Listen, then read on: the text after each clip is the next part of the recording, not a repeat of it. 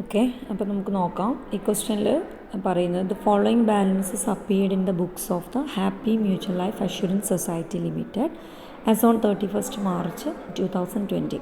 അപ്പോൾ നിങ്ങൾക്ക് തരുന്നത് ഹാപ്പി മ്യൂച്വൽ ലൈഫ് അഷുറൻസ് സൊസൈറ്റി ലിമിറ്റഡിൻ്റെ ബുക്സിലുള്ള ബാലൻസസ് ആണ്.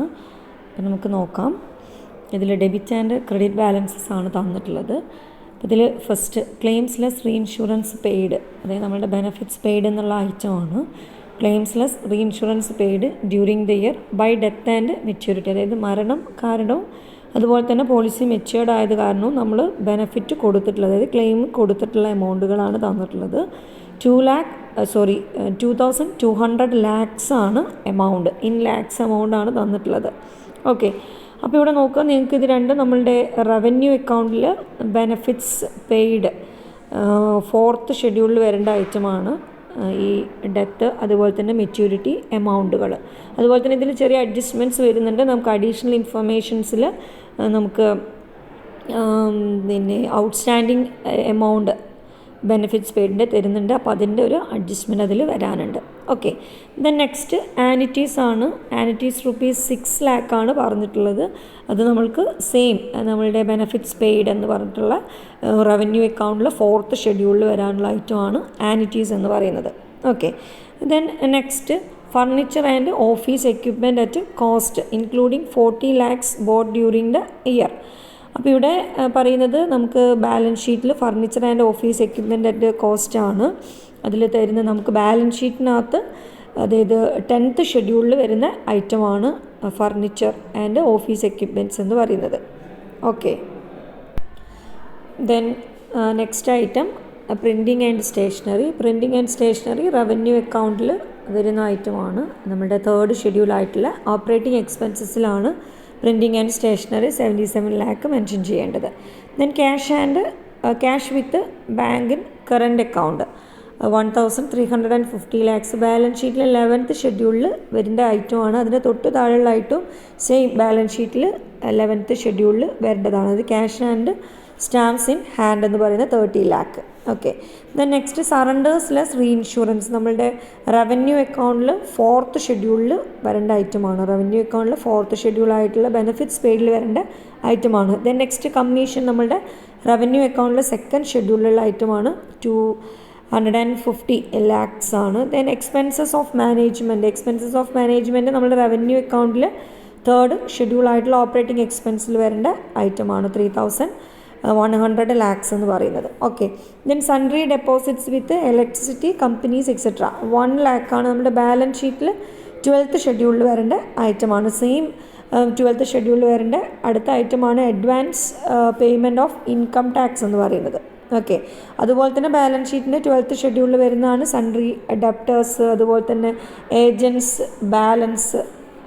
ഓക്കെ, ദെൻ നെക്സ്റ്റ് താഴെ നോക്കാം ഇൻകം ടാക്സ്. ഈ ഇൻകം ടാക്സ് 450 lakhs വരുന്നത് നമ്മളുടെ റവന്യൂ അക്കൗണ്ടിലാണ്.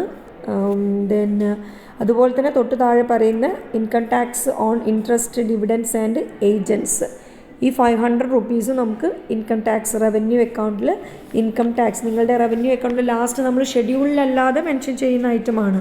പ്രൊവിഷൻ ഫോർ ടാക്സ് എന്ന് പറയുന്നത് നമ്മളുടെ 3rd ഷെഡ്യൂളായിട്ടുള്ള ഓപ്പറേറ്റിംഗ് എക്സ്പെൻസ് കഴിഞ്ഞതിന് ശേഷം പ്രത്യേകം ഷെഡ്യൂൾ മെൻഷൻ ചെയ്യാതെ നോട്ട് ചെയ്യുന്ന ഒരു ഐറ്റമാണ് പ്രൊവിഷൻ ഫോർ ടാക്സ് എന്ന് പറയുന്നത്. അപ്പോൾ അതിൽ മെൻഷൻ ചെയ്യാനുള്ള ഐറ്റംസാണ് ഈ 450, അതുപോലെ തന്നെ 500 നമ്മൾ ആഡ് ചെയ്തിട്ട് കാണിക്കേണ്ട ഫിഗറാണ്. അതുപോലെ തന്നെ നമ്മൾക്ക് ഈ ഇൻകം ടാക്സ് പ്രൊവിഷനോട് കൂടി ആഡ് ചെയ്യാനുള്ള ഒരു ഫിഗർ നിങ്ങൾക്ക് അഡീഷണൽ ഇൻഫർമേഷനിൽ വരുന്നുണ്ട്. ഓക്കെ, ദെൻ നെക്സ്റ്റ് നോക്കാം ലോൺസ് ഓൺ മോർട്ട്ഗേജസ് നിങ്ങൾക്ക് ബാലൻസ് ഷീറ്റിലെ 9th ഷെഡ്യൂളിൽ വരാനുള്ള ഐറ്റമാണ്. അതുപോലെ തന്നെ അതിൻ്റെ തൊട്ട് താഴെ പറയുന്ന ലോൺസ് ഓൺ പോളിസീസ് നിങ്ങൾക്ക് ബാലൻസ് ഷീറ്റിൽ 9th ഷെഡ്യൂളിൽ വരുന്നതാണ്. ഓക്കെ, ദെൻ നെക്സ്റ്റ് ഇൻവെസ്റ്റ്മെൻറ്റ്സ് എന്ന് പറയുന്നത് നമ്മളുടെ ബാലൻസ് ഷീറ്റിൽ ഇൻവെസ്റ്റ്മെൻ്റ് ആയിട്ടുള്ള 8th ഷെഡ്യൂളിൽ മെൻഷൻ ചെയ്യാനുള്ളത്. അതിൻ്റെ തൊട്ട് താഴെ പറയുന്ന ഹൗസ് പ്രോപ്പർട്ടി അറ്റ് കോസ്റ്റ്, ഇത് നമുക്ക് എവിടെ വരാനുള്ളതാണ് ബാലൻസ് ഷീറ്റിൽ ഇൻവെസ്റ്റ്മെൻറ്റ് ഷെഡ്യൂൾ, അതായത് 8th ഷെഡ്യൂളായിട്ടുള്ള ഇൻവെസ്റ്റ്മെൻറ്റിൽ വരാനുള്ളതാണ്. ഓക്കെ, അപ്പോൾ നമ്മൾ ഡെബിറ്റ് ബാലൻസിലുള്ള ഒരുവിധം ഐറ്റംസ് എല്ലാം മെൻഷൻ ചെയ്തു. ദെൻ നെക്സ്റ്റ് ക്രെഡിറ്റ് സൈഡ് നോക്കാം. ക്രെഡിറ്റ് സൈഡിൽ ഫസ്റ്റ് പറയുന്ന item life assurance fund at the beginning of the year. അപ്പോൾ നമുക്ക് ബാലൻസ് ഷീറ്റിൽ 6th ഷെഡ്യൂളായിട്ടുള്ള റിസർവ്സിൽ വരേണ്ട ഐറ്റമാണ് ലൈഫ് അഷുറൻസ് ഫണ്ട് എന്ന് പറയും. നമ്മുടെ റിസർവ് ഫണ്ടിൽ വരേണ്ട ഐറ്റമാണ്. ഓക്കെ, അതായത് 50,000 ലാക്കാണ് മെൻഷൻ ചെയ്യുന്നത്. Next premium less re insurance. നിങ്ങളുടെ റവന്യൂ അക്കൗണ്ടിൽ ഫസ്റ്റ് ഷെഡ്യൂളിൽ വരേണ്ട ഐറ്റമാണ് നമുക്ക് പ്രീമിയം കാണിക്കാനുള്ള എമൗണ്ടാണ് 15,000 ലാക്ക് എന്ന് പറയുന്നത്. Okay, next claims less re insurance outstanding at the beginning of the year 900 ഡെത്തും അതുപോലെ തന്നെ 600 മെച്യൂരിറ്റി. അപ്പോൾ ഇത് നമ്മൾ ബെനഫിറ്റ്സ് പെയ്ഡിനകത്ത് മെൻഷൻ ചെയ്യാനുള്ളതാണ്. നമ്മൾ നേരത്തെ പറഞ്ഞു, അതായത് ക്ലെയിംസിൽ നമുക്ക് ഔട്ട്സ്റ്റാൻഡിങ് അറ്റ് ദ എൻഡ് അതുപോലെ തന്നെ ഔട്ട്സ്റ്റാൻഡിങ് അറ്റ് ദ ബിഗിനിങ് കാൽക്കുലേഷനിൽ നമുക്ക് mention ചെയ്യാനുള്ളതാണ്.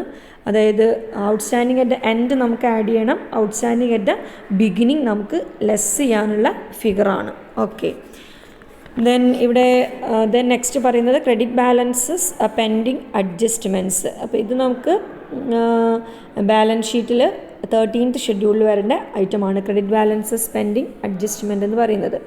Next consideration for annuity granted 2 lakh നമുക്ക് റവന്യൂ അക്കൗണ്ടിൽ അതർ ഇൻകം എന്നുള്ള ഐറ്റത്തിൽ വരാനുള്ള ഐറ്റമാണ്. ഓക്കെ, നെക്സ്റ്റ് നോക്കാം interest dividend and rent. Interest dividend and rent എന്ന് പറഞ്ഞാൽ റവന്യൂ അക്കൗണ്ടിലെ ഇൻകം ഫ്രം ഇൻവെസ്റ്റ്മെൻറ്റിൽ വരേണ്ട ഐറ്റമാണ്. രജിസ്ട്രേഷൻ ആൻഡ് അതർ ഫീസ് അത് റവന്യൂ അക്കൗണ്ടിൽ അതർ ഇൻകത്തിൽ വരുന്നതാണ്. കാരണം ക്രെഡിറ്റ് ബാലൻസ് ആണ്. അപ്പോൾ നമ്മൾ രജിസ്ട്രേഷൻ ആൻഡ് അതർ ഫീസ് എന്ന് പറയുന്നത് നമുക്ക് ഇങ്ങോട്ട് കിട്ടിയതായിരിക്കും. Okay, next sundry deposit balance ഷീറ്റിൽ 7th ഷെഡ്യൂളാണ്. Taxation provision 300. ഇത് നമ്മൾ നേരത്തെ പറഞ്ഞു, നിങ്ങൾ താഴെ നോക്കുക, നിങ്ങൾക്ക് ഇൻകം ടാക്സ് ഒരു 450 പറയുന്നുണ്ട്. അതേപോലെ തന്നെ income tax on interest dividend and rent 500 പറയുന്നുണ്ട്. അതേപോലെ തന്നെ നിങ്ങൾക്ക് അഡീഷണൽ ഇൻഫർമേഷനിൽ പുതിയൊരു ടാക്സേഷൻ പ്രൊവിഷൻ 110 പറയുന്നുണ്ട്. അപ്പോൾ ഇത്രയും 3 ഐറ്റംസ് നമ്മൾ ആഡ് ചെയ്തിട്ട് ഇവിടെ പ്രൊവിഷൻ ഈ ടാക്സേഷൻ പ്രൊവിഷൻ 300 നമ്മൾ മൈനസ് ചെയ്യാനുള്ള ഫിഗറാണ്. ഓക്കെ, നെക്സ്റ്റ് പറയുന്നത് പ്രീമിയം ഡെപ്പോസിറ്റ്സ് ആണ് 1,150 ലാക്സ് നമ്മുടെ ബാലൻസ് ഷീറ്റിൽ ബോറോയിങ്സിൽ 7th ഷെഡ്യൂളിൽ വരേണ്ട ഐറ്റമാണ്. സൺട്രി ക്രെഡിറ്റേഴ്സ് 350 നമ്മൾക്ക് ബാലൻസ് ഷീറ്റിൽ 13th ഷെഡ്യൂളിൽ വരാനുള്ളതാണ്. നമ്മൾ ആപ്ലിക്കേഷൻസ് ഓഫ് ഫണ്ടിൽ ഏറ്റവും ലാസ്റ്റിലേക്ക് കറണ്ട് ഐറ്റംസ്, അതായത് current liabilities and current assets mention ചെയ്യുന്നതിൽ കറണ്ട് ലാബിലിറ്റീസിലാണ് ബാലൻസ് ഷീറ്റിൽ ലാസ്റ്റിലേക്ക് വരുന്ന ഷെഡ്യൂളാണ് 13th ഷെഡ്യൂൾ എന്ന് പറയുന്നത്. കണ്ടിൻജൻസി റിസർവ് ആണ്. കണ്ടിൻജൻസി റിസർവ് ഇതേപോലെ തന്നെ ബാലൻസ് ഷീറ്റിൽ 6th ഷെഡ്യൂളായിട്ടുള്ള റിസർവ്സിൽ വരേണ്ടതാണ്.